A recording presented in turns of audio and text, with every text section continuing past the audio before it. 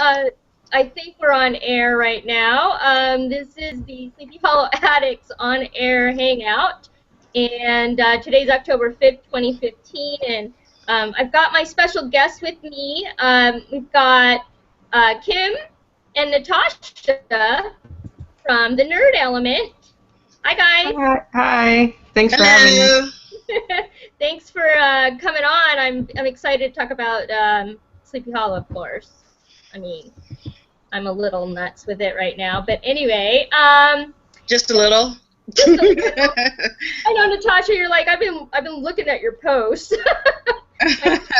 Posts all day, every day. Anyway, okay, so I wanted to start out. We have to talk about the ratings first of all, because OMG, what we started, the live viewing was only 1.0, and the DVR and VOD, I haven't seen those yet. I don't think they're going to post them. They'll do the 7 days, so we'll probably get those on Thursday morning. What did you guys think about the ratings? Because it's so upsetting. Well, they put it in a very bad spot. It's going up against Scandal. the Blacklist and Scandal, and they both have pretty high ratings, so it's in a bad spot. I feel like it's a death wish almost. I don't know. I mean, we talked about it online. You guys, I don't know. You guys probably saw some of the tweets and stuff. We spoke about it online on Twitter, like before they made the change. We were like going through the days, and we're like, oh yeah, the worst day would be Thursday. And what do? They put it on Thursday. I was like, oh my God, that Shondaland night and Blacklist. I was like, and the Vampire Diaries and the originals is now paired together for the CW. So we've got like, we're just kind of screwed all together. So I don't know. I'm worried, but I mean, I'm not worried in that. I think the premiere episode was awesome. I mean, I think people will come back if we keep talking about it, hopefully. But I'm crossing my fingers that the VOD and the DVR ratings are a lot higher. I mean, 1.0, that's the lowest they've ever had. So, anyway. Well, I think some people are still ignorant that it's even on Thursday, because I really think Monday was a good spot for them, but then they moved it to Thursday. And so since there are other shows that people were already watching on Thursdays that come on Thursdays, they know it comes on Thursdays, it's just something that's going to sit on their DVR. Exactly. And the thing is like, it was so funny because even, what was it, the People's Choice Award that was on a couple of weeks ago on Fox, and we were just waiting for a promo, I mean, the promotion, it's so bizarre. I mean, I guess yesterday, people were watching football, obviously, and yeah, they were running the Sleepy Hollow promo every commercial break, which is fantastic, but it's not really the target audience, I wouldn't say. I mean, what do you guys think of that? Because I feel like it should be in front of the cast needs to get on Jimmy Fallon. I don't understand. I mean, he's got the main demographic and everybody watches him. I think that the cast needs to go on there. What do you guys think? I think it reaches the most people, and that's why they put it during football, because football just it blows the ratings out of the water in terms of, like, if you want to reach a ton of people, you put it on there. But I think it's a little too late. I don't know, and this is what Fox does to shows. They move them on to days that are not conducive to that, like to the series succeeding, and they botch like marketing, and we've seen it before. Yeah. It's so frustrating because I feel like, and too now with the Hollow Bones crossover, which I think is going to be interesting to say the least. I just feel like there's people out there that want to promote the show, but it's just like, our reach isn't very big. I mean, who are we? We're just little fans, you know what I mean? I feel like the network should, I mean, I don't know. And the only thing I can think of about the delay with the promo, because I was thinking about this, and I know that they film out of order. So it's not like they filmed the first episode right away. You know what I mean? I think different scenes were filmed. They don't do it all at once when they're doing one episode. So I got the feeling, and also within the screener, they really hadn't finished the special effects yet when I saw the screener. So I kind of get the feeling that they did it out of order, maybe, and maybe that's why it was such a delay on the promo. But I don't know. Anyway. Well, it did not help, at least to me, that they did not have a panel at Comic-Con at all. They had like a breakfast where Lindy and Orlando had like a breakfast. I heard about that, and if I was going, I would have gone to that because it would have been nice to meet them in person. But they did not have any kind of Comic-Con presence, at least to me, enough of a presence to help promote the show and for people to get used to the fact that it was on Thursday. I think if they had the panel, even if they couldn't show us any footage, they have Nikki and Tom Meissen on, even Lindy and maybe some of the new characters that we did hear about were playing these characters, get us used to these people coming on this show being new characters. I think it would have been a little bit better, and people would have been a little bit more better at spreading the word about it being on Thursday. Yeah, definitely. Well, I mean, the thing and that's fine if they didn't want to do a panel or spend the money. I mean, they had so many projects that were costing lots of money. I mean, Minority Report is the production is the money that they're spending on that is like astronomical. But at least one billboard would have been nice, like a billboard that said, moving to Thursday nights. Even just that, I would have at least felt better about it. But yeah, so now it's like trying to get the word out, and it's kind of crazy. I don't know. Well, I think it was because of how bad season 2 was. I think a lot of people left and they were like, I'm done. And we saw or we heard about how much they were changing the format of the show, so then that had people even more leery, and they were like, I don't know. Well, so I'm hoping the DVR ratings will help and get the feeling that maybe they're back on track as far as how the show used to be, and get more viewers to come back next week. Even if they have to do DVR ratings, at least it's something. Yeah. But they want the live, and that's part of the problem. Everyone wants live, so then they may still cancel the show, despite the fact that the DVR ratings are halfway decent. That's what which I'm worried sucks. Because they about. want that advertiser money. That's what it all is. It all comes down to money. Yeah. Every single time. Well, yeah, and the other thing, I mean, I wanted to make mention of the DVR. When people do have the DVR going, you guys should definitely be letting those commercials run. And I know that that's a pain in the butt, but that's the only way that the network gets credit for the advertisers. That's the only way they get credit. If you fast forward through it, then your DVR viewership isn't counted, and that's a key thing. And I think that, I just wanted to remind everybody of that. And I mean, if you are DVRing it, if you could just watch it the same day or within 24 hours of the broadcast, that will help the ratings, I think, a little bit too. I feel like it is going to get better. I mean, it's fantastic. I was so excited when I saw it. I was just like, oh my God, everybody's going to love it. And it made me feel like the pilot, how I felt when I watched the pilot episode, watching this episode, because it had everything that we love about it, and it was balanced well. And I think that establishing the storyline right away was key, and the fact that everybody was upset that the Headless Horseman isn't in it. Well, he's not, in it on our screens, but it is about him. So I think it's gonna be good. I'm just praying and hoping everybody gives it a chance. What happens if you watch it live but you DVR it? If you watch your DVR, does it count again? I don't know. That's a good question. I would say, don't you think it should? What if I do? Because the reason why I'm asking this is because I have a friend who accesses my Slingbox to watch DVR shows from overseas. So that should count twice. I feel like it's okay. You can do that. That's legal. They should count that twice. Oh, I love that though. I think it should, right? I Because mean, I think it's every time you view it on your DVR, you get a view. It's counted. I mean, it's not just once.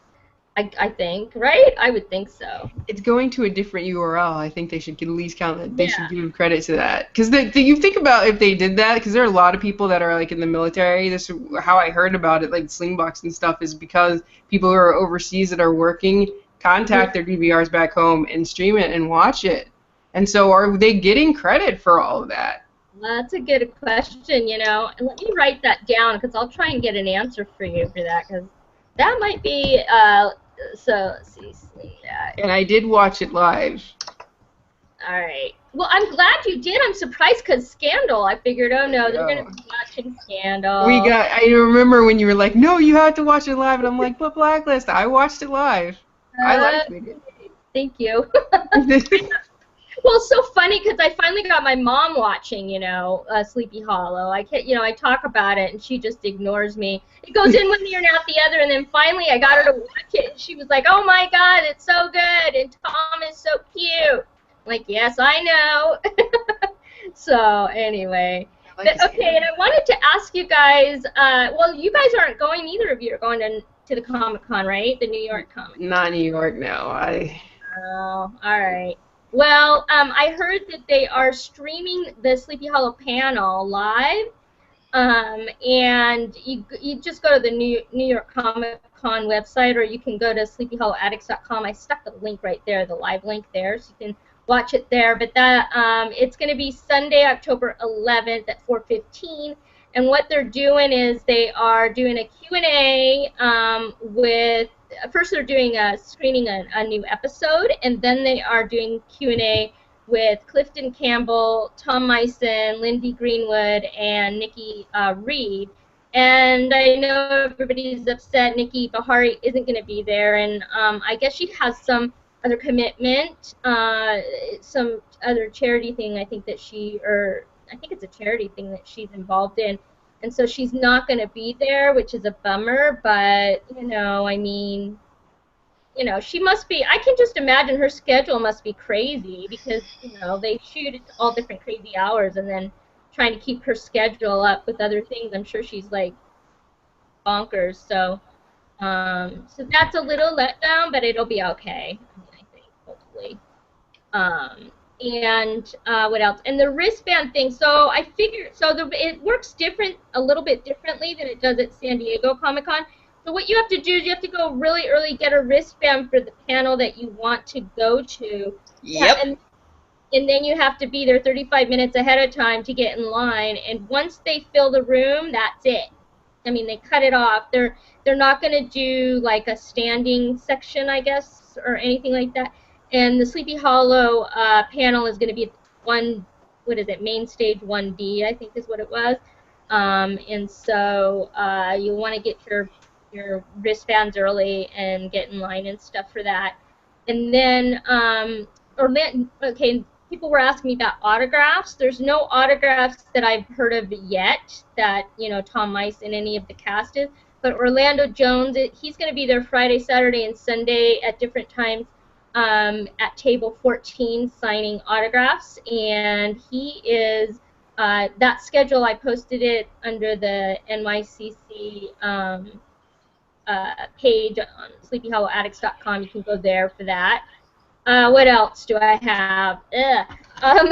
So you'll want to let's see. Oh yeah, and then there's the Sleepyhead meetup thing, which is cool. It's Tom Meissen fans is doing it, and it's at the Headless Horseman bar, which is at 119 East 15th Avenue, and it starts at 7 on Sunday, October 11th. It's after the panel, so if you want to go there and meet up with other Sleepyheads, come and join us.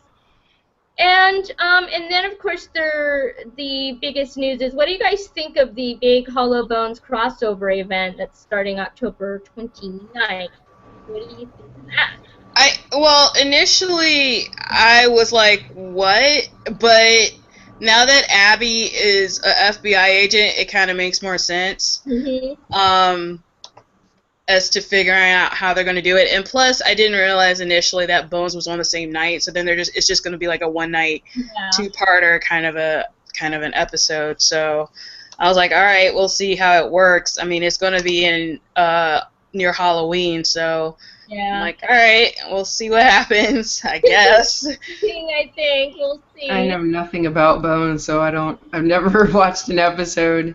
So I don't know how I don't know how they would. I mean, I watched that one. Right. Well, it's a procedural. Bones is a procedural, and Bones is Dr. Brennan. She is the leading anthropologist in the country, blah, blah, blah. And Booth is her now husband, but they worked together, and now, of course, they're married with the kids and everything. And obviously he's an agent. And they basically, somebody gets killed and they call Bones out there and Booth, and it's their case, and that's what they do. It's very more serious. I mean, there are a little bit of humor, humorous moments here and there, but for the most part, Brennan doesn't believe in anything supernatural. Or she has a very, she's very cerebral, but so is Ichabod Crane. So that's why I'm anxious to hear how they're gonna. I mean, there is a scene between Brennan and Crane, so I'm anxious to see them kind of go at it. It's gonna be, matching wits or whatever, and I don't know how she's gonna take, if she's even gonna believe he's a time traveler and stuff. Like, I don't know if that's gonna happen either. So we'll see.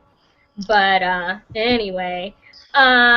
And so the other thing I was going to tell you guys is did you see we trended, I think it was like for 3 hours straight on Thursday, we trended Sleepy Hollow, which was awesome.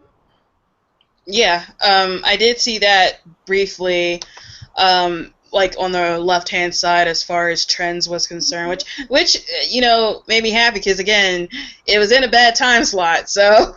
Yeah.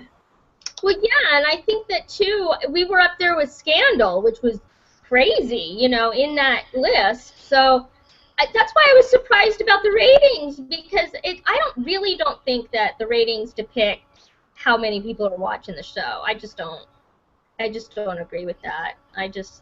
Anyway. Okay, so let's get into the episode, I guess. So the underlying mythology this season, of course, is the second tribulation. And we are also getting Betsy Ross's story, the story of George Washington's spy ring, and what Ichabod did with Betsy and all of that. So, oh my gosh. So let's start. I guess we should start at the beginning. We've got Pandora with her little box captured the headless horseman with some little song. I don't know what song that was, but brought forth. Never heard of it. I never heard of it. I was just like, okay. So what do you guys think about Pandora and her scenario this year? Her little story. I think it's a little too early to tell. I kind of like it. That actress I see popping up different places now all the time, so I think that's good because I actually like her as an actress. I liked her in Wayward Pines. So I'm kind of interested to see how this plays out.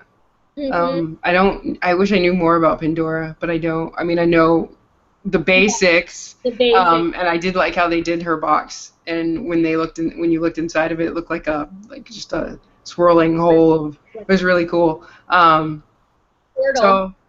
I'm anxious to see where they go with this, but I like that. I think it was you that told me that the Headless Horseman wasn't going to be around this season, and so I was prepared for it.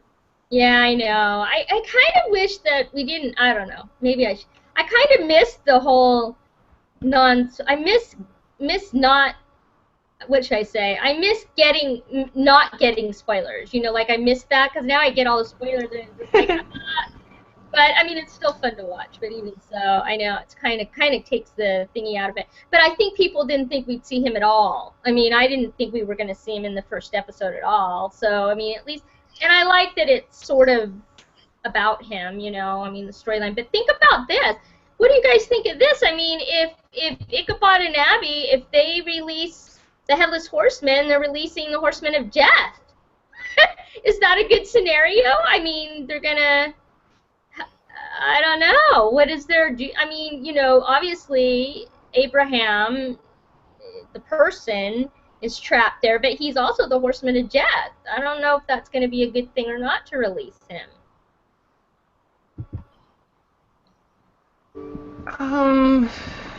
Well, I mean, 6 of one, half dozen of another. Yeah. I mean, you know, I don't. I kind of liked it. It's just that dynamic between the Headless Horseman and Ichabod, and I hate you, but you're my friend, but I hate you, like type of thing. And they did kind of make a promise to him, so Yeah. there's that.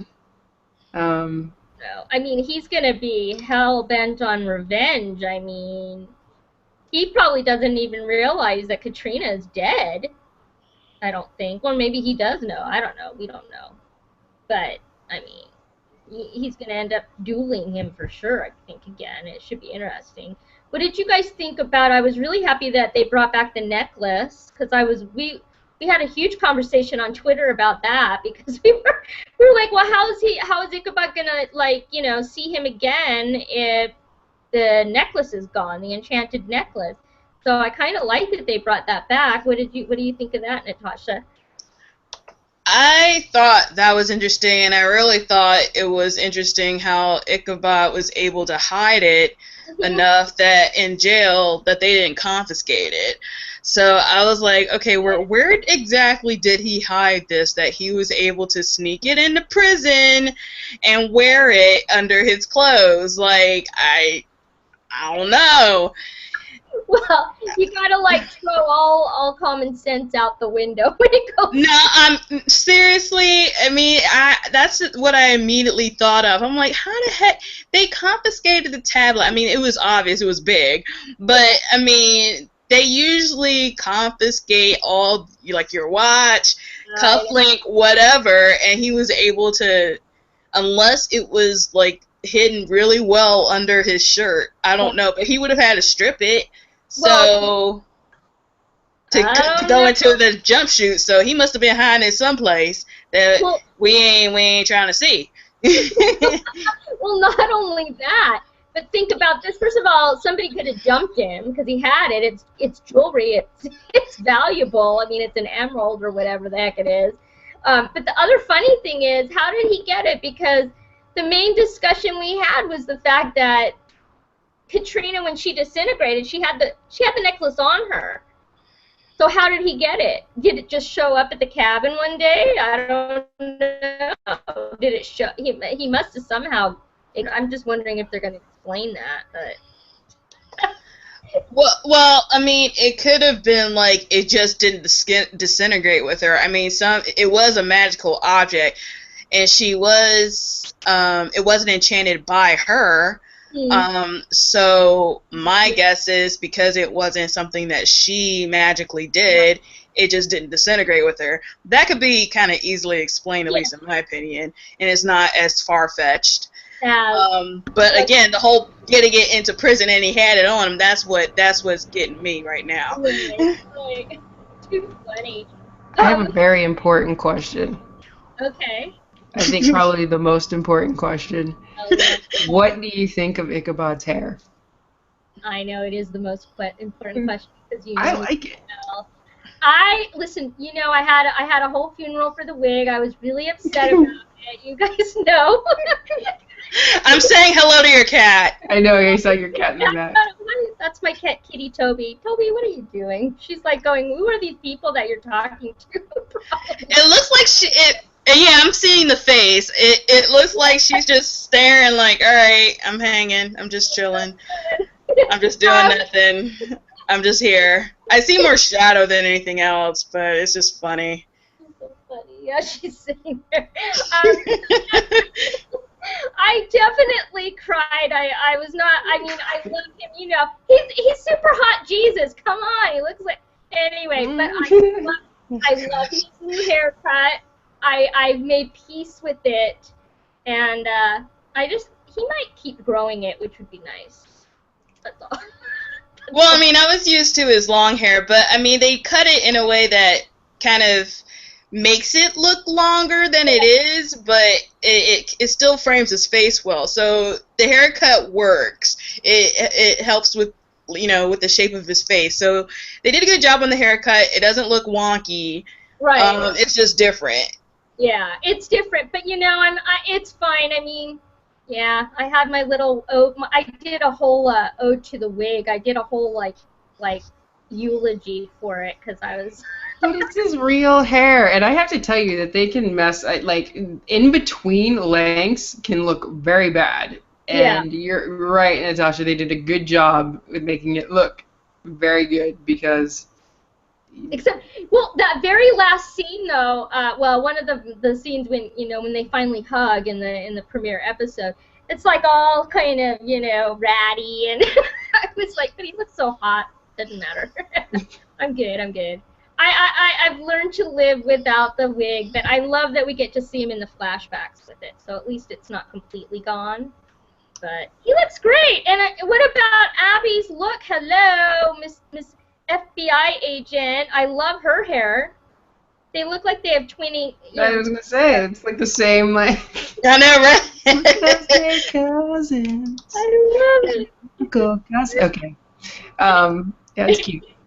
And she looks great. I mean, I love her outfit. You know, they really did a great job with her. She needed a makeover, though. And did you guys notice? I don't know if you noticed this, but did you guys notice that what's her name? Vega on Minority Report looks just like Abby did. Mm-hmm. She's got the same outfits going on and everything. I noticed that. I'm like, okay, what are they Sleepy Hollowing this up? What's up with that? Well, yeah, I mean, they have like a white co-star and a black female lead. Like, you can't. And she has this very similar look from Abby from the first two seasons. I mean, they're taking what was great about Sleepy Hollow, at least the aesthetics, and only difference is Homeboys is like in modern clothes. Like, I feel like though that Abby's outfits were not ridiculous in Sleepy Hollow. Like, they seem functional, where Minority Reports, I'm sorry. She has big heels and, like, leggings and a jacket that has manages to have a big opening right here. And I'm like, this is not, no. Like, no, not in the future. Hello. I mean, yeah, and that's the other thing. No, I hear what you mean. Sleepy Hollow was realistic. That's all I could say. I ranted about that. That's why because I ranted for a good 5 minutes about. And not only that, but okay, well, I don't know. We probably shouldn't talk about that. No. Sorry. I won't say what I was gonna say. But anyway, so then of course, yeah, you know, Abby's upset because, you know, he's doing this quote walkabout, okay, for 9 months, doesn't come back, whatever, and, you know, then he calls her and he's in the slammer. And I've asked a lot of people, like, what their favorite scene was, and I think the majority loved the scene with Jesus when he's asking Jesus, you know, he's like, oh, what do you think? And then the Hard Knock Life thing, people were saying that. And which I was surprised they didn't. Well, the hug was in there, but it wasn't like number one. But pretty much it was that. And what was the other one? It's when I was tripping out when he made the speech when he was leaving the prison, and then he did like this to Jesus. I'm like, are you kidding me? That was hilarious. I cracked up. I was like, no, he didn't. No, he did not. Just do. But then at the end, did you notice he did that with Abby at the jukebox? And he put in "It's a Hard Knock Life," which I thought was hilarious. That was like a really cute tie-in. He's like to Abby. I was like, no way. Now he's like gangster. Come on. I felt like singing "It's a Hard Knock Life" from Annie. Totally. It's a hard knock life for us. It's a hard not life for us. I can never remember the words. That little verse, that's the only thing I know. It's like pretty sad. It's a hard not life. Thanks a lot.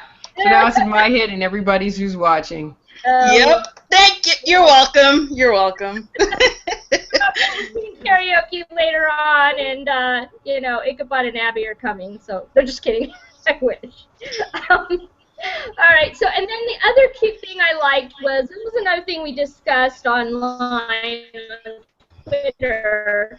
A couple of months ago, really, we were talking about, because we all love how he calls her Lieutenant. That's his nickname for her. And we were like, well, she's an FBI agent. What is he going to call her? And thankfully, they fixed that right in the beginning, when they're in the car. And she loves him when he calls her Lieutenant. I mean, I'm glad that they did that. What do you guys think of that? Nah, I think it was fine. I mean, it was in a good context. Like, a lot of stuff had changed between them in the 9 months, so she's like, let's just keep that. At least that hasn't changed. I mean, she even said crane on the plane. I totally missed it. And, I mean, we even missed it, too. That would have been really interesting just to get his first initial experience on a plane. Yeah. I know. Well, people are tweeting the Sleepy Writers, and they're asking them to, like, let's see a flashback. I mean, it would be priceless. I mean, we need to see Crane on a plane. They've had that idea for a long time, and then they just didn't do it, so. I think it would be hilarious. Yeah, totally. It would be. I mean, oh my God, I can't even. And then, what did you guys think of Jenny's little hug, man? I'm thinking, people are like, online are talking about Crane and Jenny, and I'm like, no, I don't think so. But what did you think of that? They have slightly more chemistry. Sorry. No, they don't. But okay. Not like more of a flirtation. Not like hook up, but they can definitely flirt. Oh yeah. And, Abby and Crane to me just has like a close friendship. Like, I don't see, like, they were both teasing him about Betsy Ross from back in the day. Like, I feel like unless, Betsy manages to make her way to the present, I don't see how Abby feels threatened or anything like that. I mean, she's fine with past relationships. The whole thing with Katrina, at least to me, was the fact that Katrina was interfering with what they were trying to do more than his relationship with her. Or it was interfering. Yeah, because it was his focus was completely, off of his duties. I mean, and I mean, I don't know. You guys know I'm an Ichabod shipper, so. Yep. I don't see anything between Jenny and him. I just don't. But I'm oblivious to a lot. You are, Kim. But I don't see it. Like, I don't know. I don't. Well, I look at her. I mean, seriously, I don't know. I don't think they're gonna hook up. I think every once in a while they may trade flirted barbs, at least on her part, and Crane will just be either oblivious or he will do a little flirt right back, but it wouldn't be anything. Yeah, and I mean, this is my thing. I mean, people are sending me, it's so funny because people send me on Twitter, they send me like all these like hot scenes, for Ichabod and Abby and all that. I don't see that happening. I mean, I was okay with the way they did it on the X-Files. It was understated. It was, well into the series. I mean, pretty much. I mean, they hinted at it, of course, on the first movie, but I mean, it was well into the 7th season before. Oh, it was torture, is what it was. Yeah, it was torture, but I mean, I hope we don't have to wait till that long, but. I liked how they did it just because of the fact that they did it. It was understated. I mean, you knew they were together. It was understated. I mean, I think the first time we actually saw him, like, really lay a kiss on her was in the season 8 finale there, when Essence, I think is what it was called. Essence. Wow. I know. You remember all that? I just remember waiting for what it felt like forever and a day. Well, if you think that I'm crazy about Sleepy Hollow, can you imagine what I would have been like for the X-Files? That's all I will say. Wow. I did not know that. Yeah. Oh my God, are you kidding? I used to work at a law office, and all the I had a screensaver. It was all X-Files, right? I had all David Duchovny and everything. Makes sense. And the lawyers would like stand at my cubicle and go, "What pictures did you add this week?"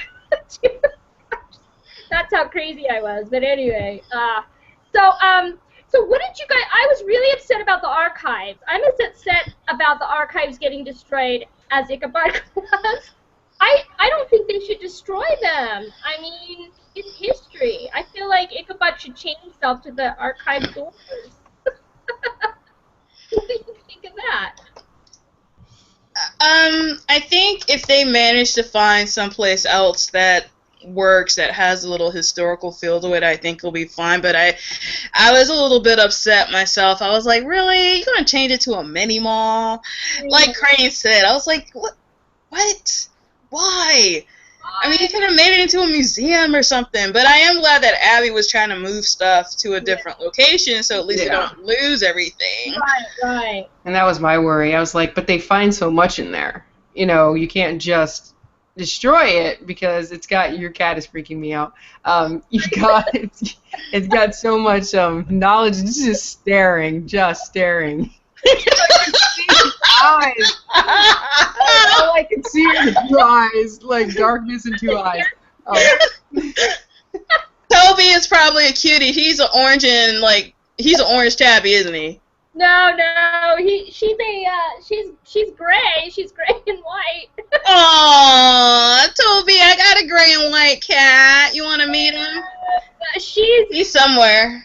That's hilarious. Well, the funny thing is that this is the only way you'll see her, because when people come to my apartment, she hides. She'll hide. And so, people have been over to my place. They're like, "Oh, you have a cat?" They don't even know because she hides all the time. It's pretty funny. But anyway.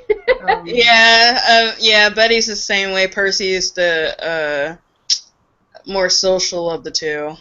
I seem to get that, like, every time I have two cats, one's shy and the other one's like more easygoing. Yeah. I seem to have going in that pattern with my cat ownership. Well, they're adorable, but boy, she's an only child, so she's very demanding. She's the queenie princess, I guess we call it. Man. So what did you think of what was the next thing I was gonna? Well, I mean, okay, so the storyline is basically you had some yodel rednecks, whatever, shooting up cans outside, and then the fear demon shows up, and I thought that was pretty funny that Ichabod has that what was it? The dragon's breath. Breath from his quote travels, where and how did he smuggle that in? Whatever. Anyway. Yeah. Again, where is he keeping? He must have kept it like in a pocket or something, and they just didn't really check it. He went to Scotland. They need to do a Christmas special about Ichabod's travels.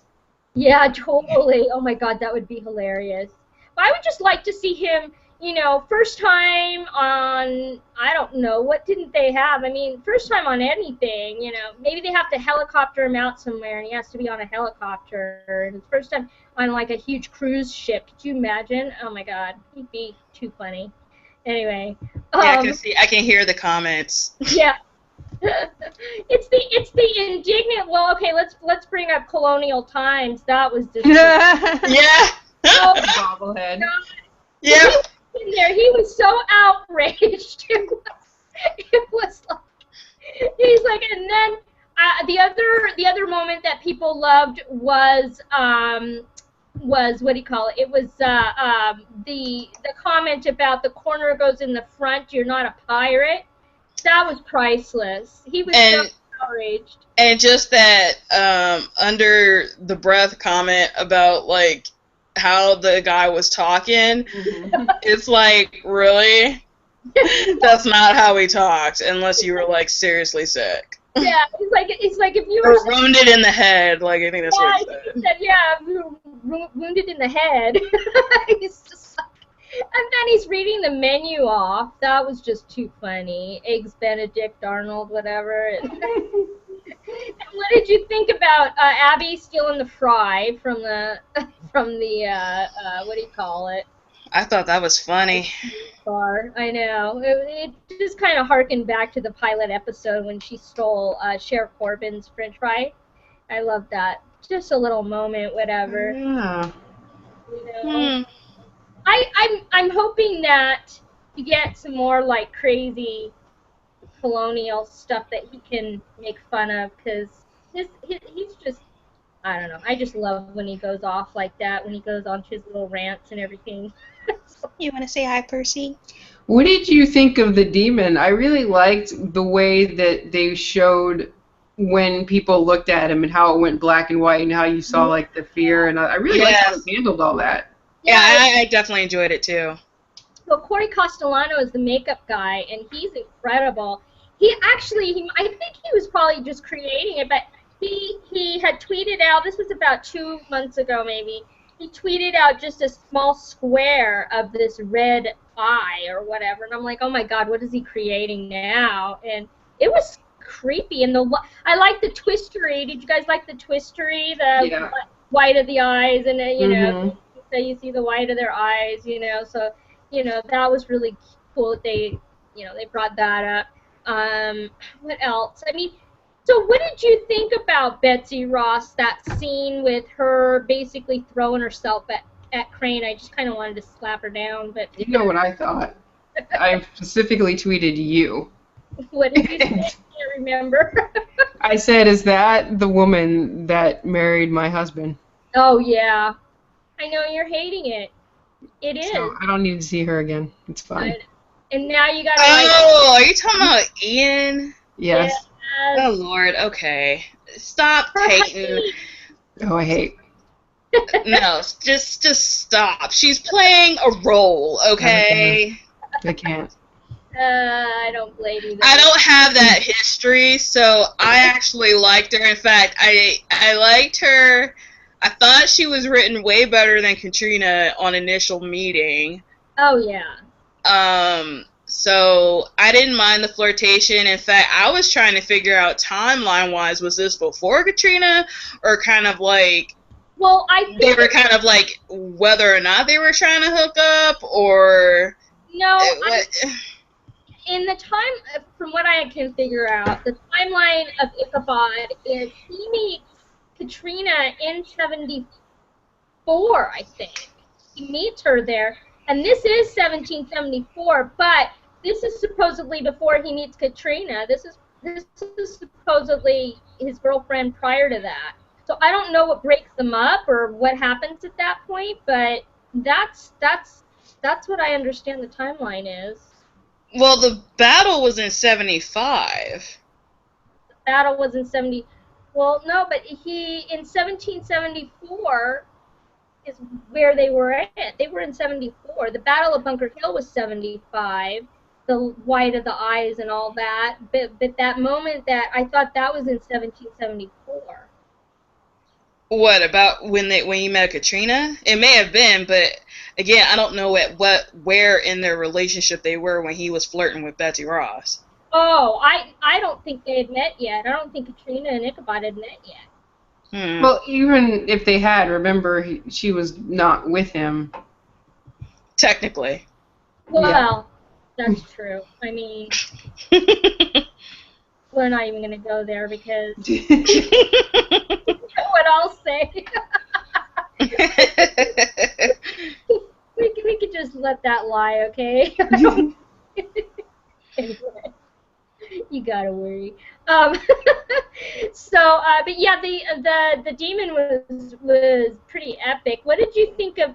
You know, I think it's very interesting, and this is what I was saying. I said to some people, I think on Twitter, we were talking about it, but I was saying, you know, I feel like that when Ichabod decided to leave on his walkabout, I feel like Abby was sort of lost without him. Like right after Corbin dies, she meets Ichabod and she feels like she has some kind of a destiny or, some kind of, mission that she has to have. And then with him leaving, I think she was a little lost, and so she went and she finished, she went to Quantico, which was great, which, I think she should have done.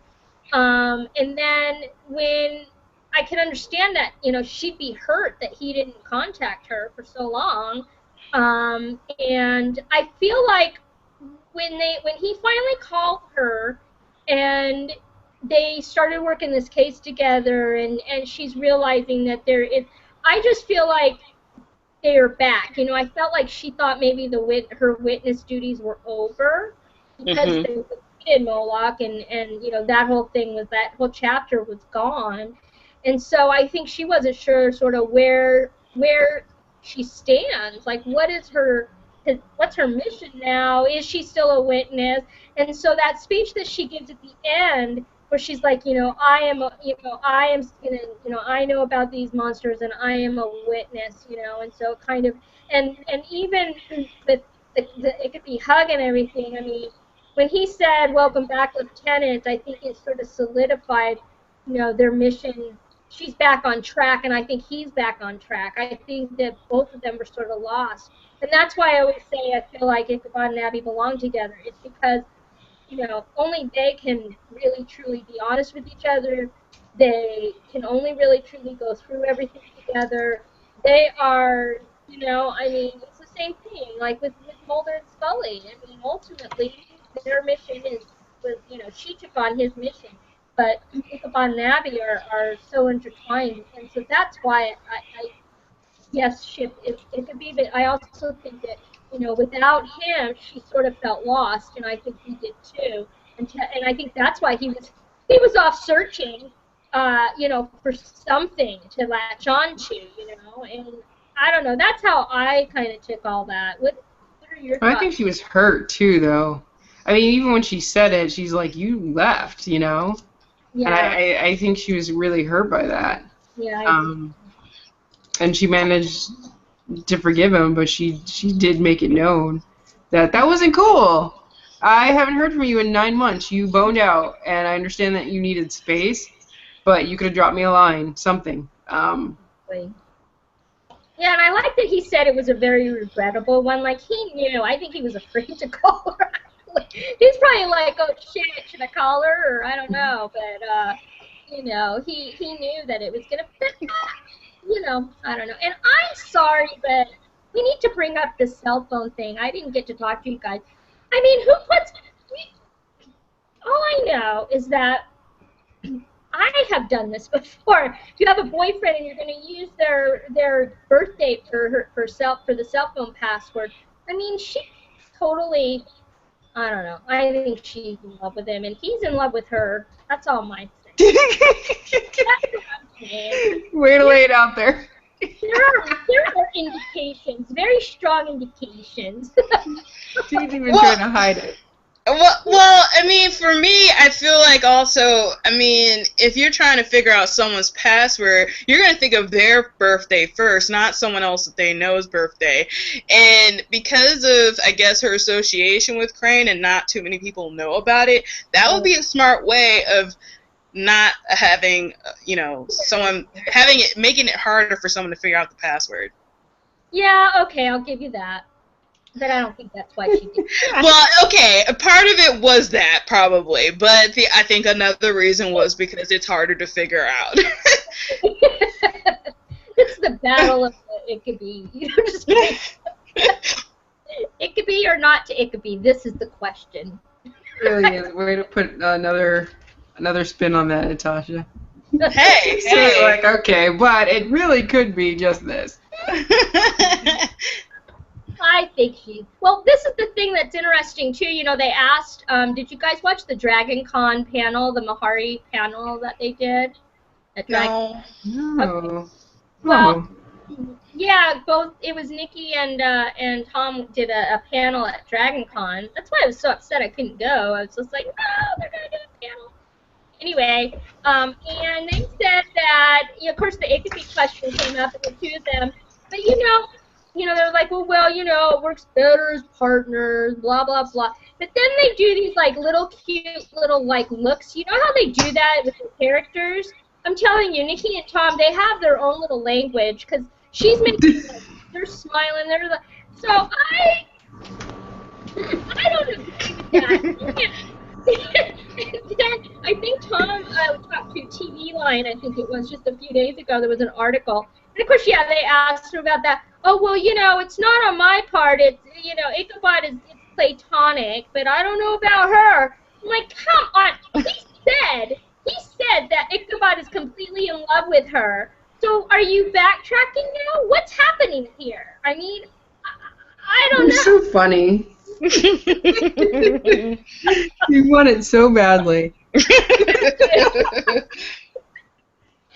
know, but it would be so sweet. It must happen. It's gonna. Chrissy says it must happen, so it must be. So it must happen. They're probably so sick of me and tweeting and everything. I'm sure they're like, oh my god, let's just block her fucking like. No, you're probably like the biggest supporter. I'm sure they appreciate it, at least the writers, because they still need a job. Yeah, I went there. Yeah, I went there. That's okay. It's true. But so, what are your guys' final thoughts about it? I mean, overall, what did you guys feel about it? I thought it was a solid episode. Oh, I'm sorry. Go ahead.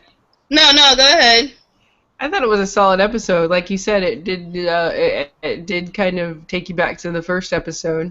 I really liked the monster. Like I said, I liked how his effects on people and how they portrayed that. Mm-hmm. I thought that was done really, really well. I like Pandora. I like the introduction of Pandora. So, I mean, you had your monster of the week, but you're setting up the overall story arc for the season. So I'm glad to see that, because I don't really want just every single week a monster of the week and that's it. So I like the overall story arc. And now I can see how it could fit into Bones, because they've kind of set her up for being an FBI. This is her world now, just so you know. And they did a good job of showing that, because they showed her, I'm assuming it was her boss or her partner, but I think the way he was talking to her was her boss. Yeah, I think it was her boss. So they showed the other FBI agents, so it was a little easier too. Yeah, and I saw the forensic person be all googly-eyed at Ichabod. Yeah. That was hilarious too. I was like, poor thing. She's like, it reminded me of what's her face from the was it the first season or the second season? The one girl, but she ended up dying, right? Yeah. I mean, she was so nice, and she had a crush, and it was just harmless, and it was just terrible. So I'm hoping nothing happens to Danny, and it'll just be. The funny thing is that's exactly probably what we'd all do. We don't. Yeah, that was Chrissy. I mean, I know. Chrissy more than anything. I'll be just like, hey, what's up? Right. And Pretty then pretty I'd be eyes. like, oh my god, yes. And then you just, you're just mesmerized by him. I would probably be like Jenny. Yeah, you'd be more like 30. I don't think. I think I'd be like. Yeah. You'll be like Danny, like she initially was. I think it was funny. Oh my god, I know. I mean, the thing is that, he's got to have. I mean, we're gonna have to like deal with this. We're gonna have to see them with other people. I don't know. What do you think? Did you see the way she said that? Yeah, she was like giving a serious side eye. I'm doing the Ichabod side eye, but anyway. What do you think of Agent Reynolds is coming on the scene? And obviously, Ichabod picks up on the little flirty-wordy stuff he's doing, touching our girl and stuff. What do you think of that? I'm fine with it because he's hot. You're like, oh my god, she's gonna have like her pick of hot men, that's for sure. Damn. Well, I'm hoping that the guy that was the photographer from last season would come back. Calvin? We need Calvin Riggs back for sure. Yeah, I wouldn't mind him coming back for an episode or two. I remember when he was on ER and I was totally shipping him and oh my gosh, what was her name? And then he died. Oh, sorry. Well, the show's been on like a long time ago. Yeah, that was years. But I was so mad when what happened to his character happened. I was like, "Are you kidding me?" I was so mad, and I was starting to watch the show again. And I had to stop watching it after that. And then I stopped and then I started watching it again. I was kind of like back and forth. I watched ER until George Clooney left, and then that was it for me. I think I left when my initial break with ER was when Juliana Margulies left. Yeah, I think that's when I left too. Well, and then I maybe watched a few episodes here and there, and then I started watching it again because of the actor that played Calvin Riggs last season, and that story arc with him and the Indian doctor. Oh my gosh, I can't remember her name, but I was like looking at that dynamic and the fact that she was, you know, working hard to be like a resident and whatnot, and then when his storyline ended, I was like, freaking A. But now, because I totally missed Alex Kingston's story arc on ER, so now I'm like wanting to go back and watch her story arc when she was on ER, especially with Eric, Sal's character. Eric Sal, yes. Yeah, so, yeah. I remember her. He was on the Under the Dome this past season. Who left before? So George Clooney left first. When did Noah Wyle leave? Oh God, no! He was there till the very. Was he like the last season? Was he? Because I remember watching. It was like the second to last season he was on there. He was on there forever. It was like he was like the longest original cast member left. Yeah. Yeah, and Anthony Edwards, he got killed off, right? He ended up with cancer or whatever, and they killed him off. I was so mad because I loved his character, and I was totally shipping him as Susan. Oh, I know. Even though he was married, and I was like, man, why did he have to be married? And then when he broke up with his wife, I was like, yes, Susan and him can finally be together, and they were together, and I was like, yay! And then they broke up. I was like, darn it. Yeah. And that's the funny thing. This is a really good point for us to make right now because, totally off topic, right? Off topic, but not really, because I just want to say that people are like, oh, it's this Sleepy Hollow is not about couples, blah blah blah. I'm sorry, but every single freaking show, why do we continue to watch it? We continue to watch it because we either want couple together. We watch for the relationships. We watch for the character development. That's why we watch it. And, Castle together, Bones is together. Pretty much every show that has two leads, they end up together. And that's why taking it back to Ross and Rachel. Oh, Ross and Rachel. I love them. And I'm so bummed. We got kind of cheated out of a wedding. We never did get them. We never got to see them get married after all that. Castle's wedding was kind of. Castle's was okay. Well, no, they got married and then what's her name? We thought he was dead and then. Yeah, see that's the kind of the same thing. It was all we don't always get the wedding. Well, I'm okay with that. But I just want them together, that's all. We just need to have our Ichabod. I'm sorry. Not yet, but unfortunately, I just want the show to last long enough for that to happen, but it needs to do better. Well, that's what I'm worried about. We all fought so hard to get a season 3, and I don't think I will physically be able to handle another season 4, trying to get them. I got pneumonia after everything, because I got so sick from just, stressing. I was so stressed out until they announced it, and then I was like, oh my God, now I can rest, But I don't want to have that again. That's why I'm saying, I don't know. If they know that the show isn't going to have a season 4, then they have to do it in this season. And if not, then that's fine, but, I'm sure they have most of it written out, though. That's the thing about, when stuff ends, sometimes you get a resolution and then sometimes you don't. Yeah. And I really hate rushed resolutions. Like, if this happens, then Hulu, pick it up, okay? Yeah, Just Netflix, somebody. Amazon. Netflix or Amazon. Come on, man. I mean, or it could totally be on AMC or A&E. This show, I think. I think it'd be epic.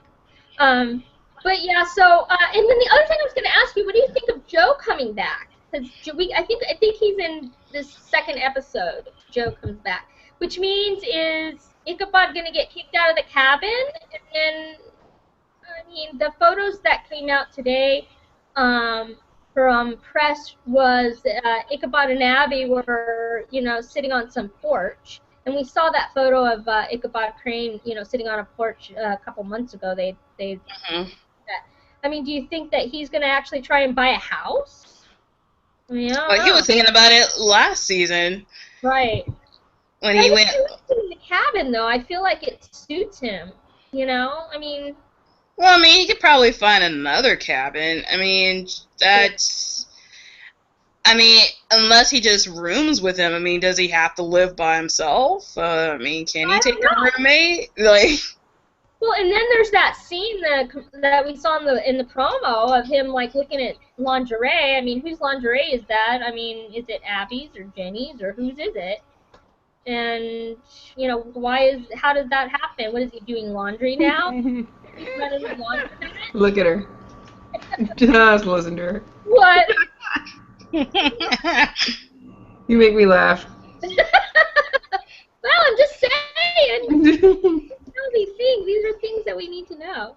Anyway, okay. So Natasha, did you give us your overall thought on the episode? I thought it was a solid start. I think it set a different tone from season 2. We got introduced to different characters. Betsy, for the time being, is staying in the past, so I don't mind that. And Pandora seems like a creepy. She seems like she's going to introduce something similar to Moloch, like a monster of the week, to kind of help her on her agenda. We don't really know what her agenda is at this point, so I'm really looking forward to seeing what it is. But she needs to stop rhyming and talking in riddles. That's going to get old real quick. So I'm wondering what she's doing with this plant. I don't know what the plant signifies or what it means. The seed of evil, right? That's what I was thinking. It would be the seed of evil that she planted. But then I don't know how does that all fit in with the second tribulation? I mean, the second tribulation, basically what happened in the Revelations is that the two witnesses are finally identified as the the Antichrist enters Jerusalem, and and then mayhem occurs. So, obviously, I mean, Ichabod and Abby. And then what was this destroyer thing, which I thought was really interesting? The tablet at the end, it clearly looked like it was Ichabod and Abby, but all it said was destroyers. So, I don't know how I'm sure it's some big twistery thing with the second tribulation that has it involved in it. I don't know. What did you think of that? Because that was kind of crazy. I mean, again, we'll see how they play it out. I don't know if it's necessarily a good thing or just like a destroyer of evil. I don't know. Yeah, it could be anything, and I just think it just kind of adds to the arc for the season. I didn't really get a good understanding of why Pandora let that demon out. What was she trying to accomplish? Well, the fear, because it was a fear demon. I guess fear was part of what she needed to help get the plant starting to grow and become a flower. Yeah. I guess. It's just you didn't really, if they were to show, I didn't see that transfer, kind of. I don't know, I got kind of lost there. But that's when she was starting to rhyme again, and she was talking about after the demon killed, the two guys. she went to this pool. She was in this cave, and she went to this pool, and you saw like a reflection of the guy getting scared to death. So she picked up the water that was in it, and then she poured it into this plant, and it started to, like, I guess, grow and move or whatnot. And so she needed more, so that's part of why. But we don't know why she's doing all this. And then she rolls up in a Sleepy Hollow. The police officer is like, where are you going? And has no idea, that not suspicious whatsoever, other than thinking it's strange that a woman is by herself just casually walking. She has a cape on at first, and then she's in regular clothes. So, I mean, I would get a little suspicious. That's just me, but I'm also a woman, so of course I would suspect another woman being weird. I'd run away. I know. I watch too many of these shows. I'd be like, I'd have drove on by. Oh my God. Well, it was funny too because he did a double take when he saw her in the cape and then looks back and she had her regular clothes on, but he didn't even think anything of it. Like, okay, I guess my eyes are playing tricks on me. I mean, a big cloak like that, from that to regular clothes, what? Anyway, oh God. And then let's just talk real quick about the hug. I mean, I was glad it was not the intensity of course, the #1 hug of all time, which is the purgatory hug in This Is War. I mean, that's the #1 hug ever. So I didn't think that it would rival that, but it was cute. And I like that she did. She kind of made the gesture first. What did you think of that? I don't remember a hug at all. Oh, boy. Just messing with you. I couldn't help it. I'll be like, well, what? Killing me, girl. You're killing me. I try not to read too much into things because. You think you didn't? Well, sorry, but it was. What do you mean you can't read too much into? I mean, she patted his face. They could have just left it at that, but then she hugged him. Subliminal messaging. I don't know. I mean, I see my cousins and I give them a hug like I miss them. I mean, it's nothing sexual about it. All right, Natasha. I mean, if I saw Kim, I would give her a hug because I miss her. I hadn't physically seen her in a year. So exactly. There's nothing sexual about it. It's just a hug between friends. It happens. Poor Chrissy. 2 against 1. This isn't fair.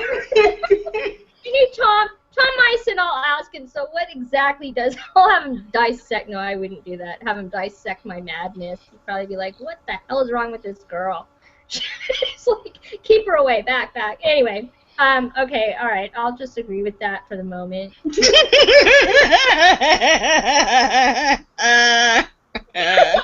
No other course at this juncture. I'm just going to go back to Tempest Fugit.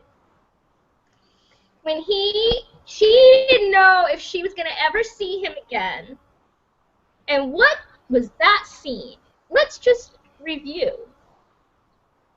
She didn't think she was ever going to see him again. If something happened, she knew she would never see him again. Mm-hmm. She made him call her lieutenant. And then she gave him a hug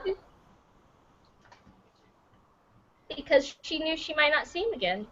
I'm sorry, that's more than friends. I don't know. If I didn't think I was gonna see somebody again, like if my friend moved like overseas and I'm like to I don't know Russia, and I'd be like, well, I'm never coming to visit you. I would hug them and be like, exactly.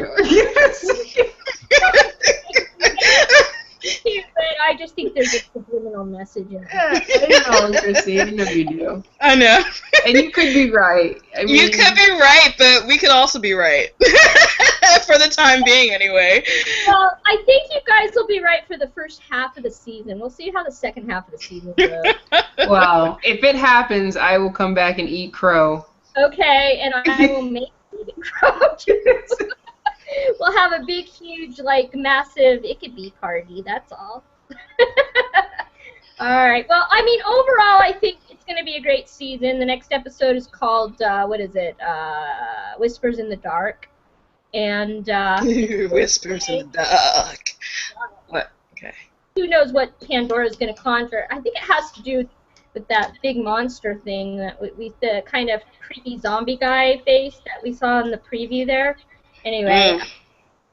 So we'll see about that, but that's Thursday, 9 o'clock. Everybody tell your friends, and please watch it live, and join us on Twitter. We're going to try and trend Sleepy Hollow again, hashtag Sleepy Hollow, from 8 to, well, I think we're just going to do it from 9 to 10 this week. So, and if you are watching The Vampire Diaries, if you watch The Vampire Diaries, if you watch the originals, if you watch Scandal, if you watch Blacklist, if you watch, just when you're tweeting, this is what I ask. All I ask is, fine, if you're gonna like watch those shows live, there's nothing that I can do about that, but please just add hashtag Sleepy Hollow to the end of all your tweets. That's all I'm asking.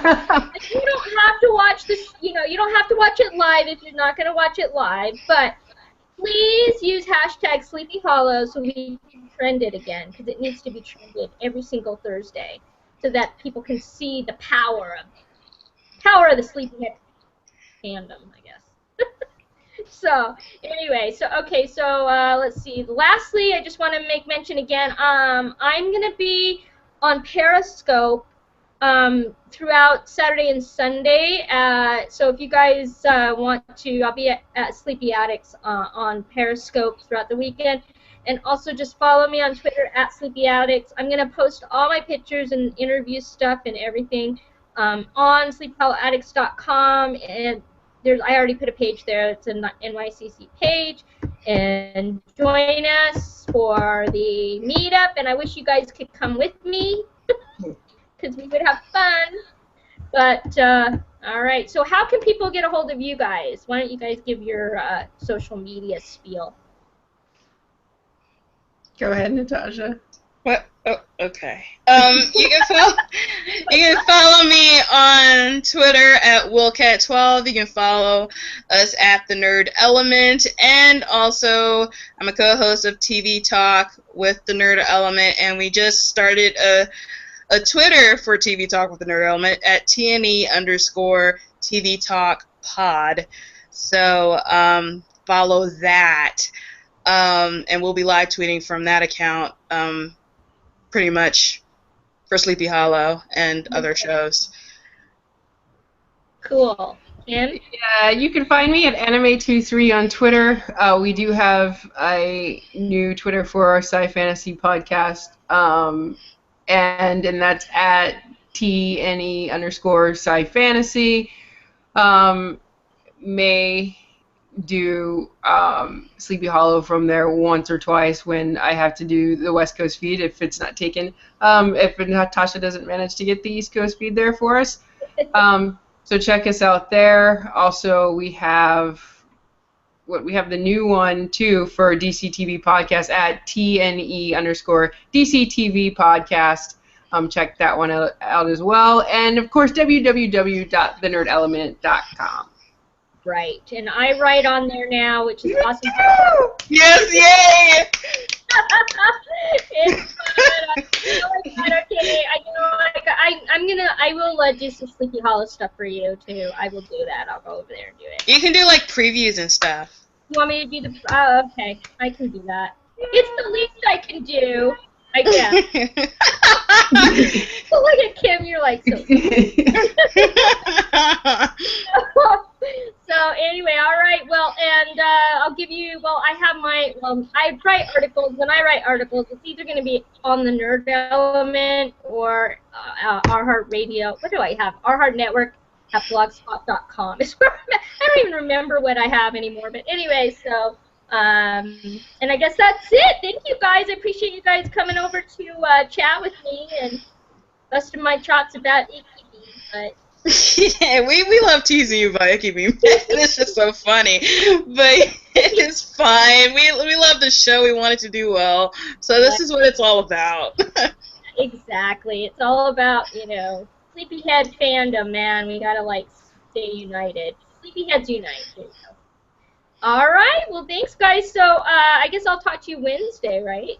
Yep, you'll be guesting on our TV Talk podcast. Yay. Oh, Lord, help us all. It's been a minute. And you see, most of the shows we talk about anyway, so. Oh, okay, cool. All right. Well, bye, guys. Thanks, everyone. I hope everyone, Bye. everyone enjoys this. My chatting. My crazy Sleepy Hollow obsession. So anyway. All right. Well, I'll see you guys Wednesday then. Okay, so what do I do now? There should be a stop broadcast.